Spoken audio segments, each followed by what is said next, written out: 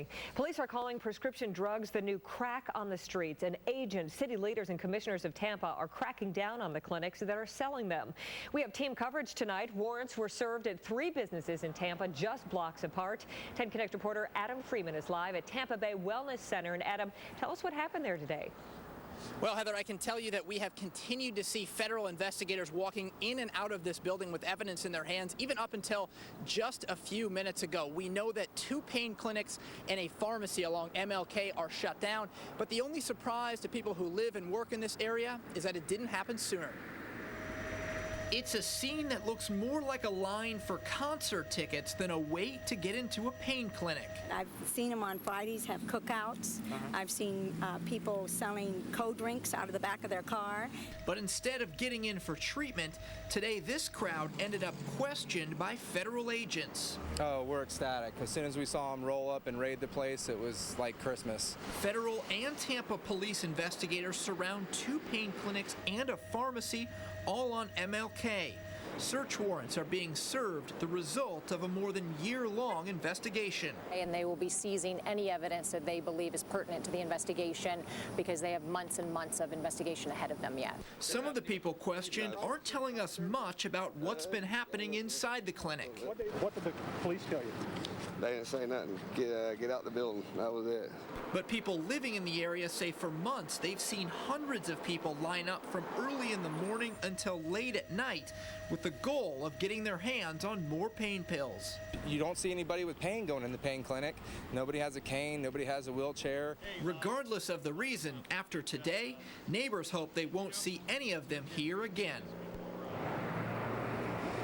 Now, federal investigators tell us no arrests have been made so far in connection with this clinic. They say that wouldn't happen until all the evidence is collected. However, we can tell you Tampa police have arrested 4 people. They were standing in that crowd you saw outside of the clinic, 2 of those on drug possession and 2 of those on outstanding warrants. We're live here in Tampa. Adam Freeman, 10 Connect. Thank you, Adam. Community leaders all over the Bay Area are taking action against what they're calling a problem of epidemic proportions relating to pain clinics. 10 Connect reporter Mike Deason joins us live from another location raided by authorities today. And Mike, I guess city leaders recognize they've got to do something about these clinics.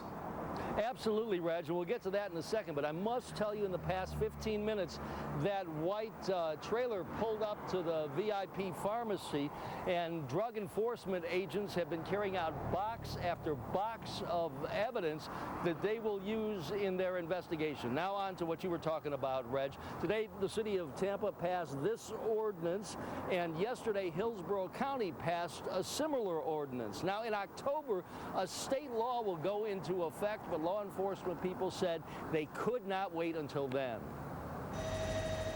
The huge lines around the pain clinics aren't anything out of the ordinary. According to authorities, it's a daily occurrence. Police say it's becoming as bad as the crack cocaine epidemic in the late 80s and early 90s. Now we're seeing the same effects. You know, the people are addicted to drugs, therefore they need to get money for those drugs. They commit crimes like theft, burglary, robbery, prostitution.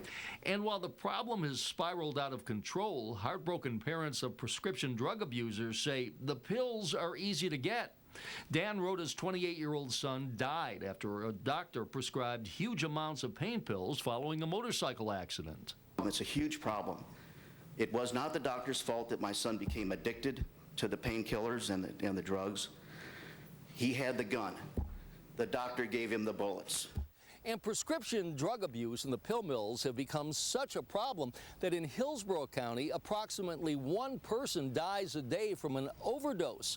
And that's forced the Hillsborough medical examiner to have to hire 1 extra person just to deal with the epidemic. It's everywhere. It's not unique. It is an epidemic. Why this is happening, the simple answer is money. This is big business. And that's why both Hillsborough County and Tampa have passed the emergency ordinance that requires pain clinics to be licensed, registered with the state, and run criminal background checks on all employees. If we do nothing, we're going to have more deaths, a lot more deaths, and the quality of life surrounding those clinics and associated with those clinics is going to deteriorate. And all the work we've done to reduce crime in Tampa is going to be for naught. But law enforcement agents are trying to make sure that this does not proliferate. In October, when the state law goes into effect, it'll put an even tighter crackdown on these clinics. They won't be able to sell massive amounts of the prescription pain pills as they currently can. Reporting live in Tampa, Mike Deason, 10 Connect.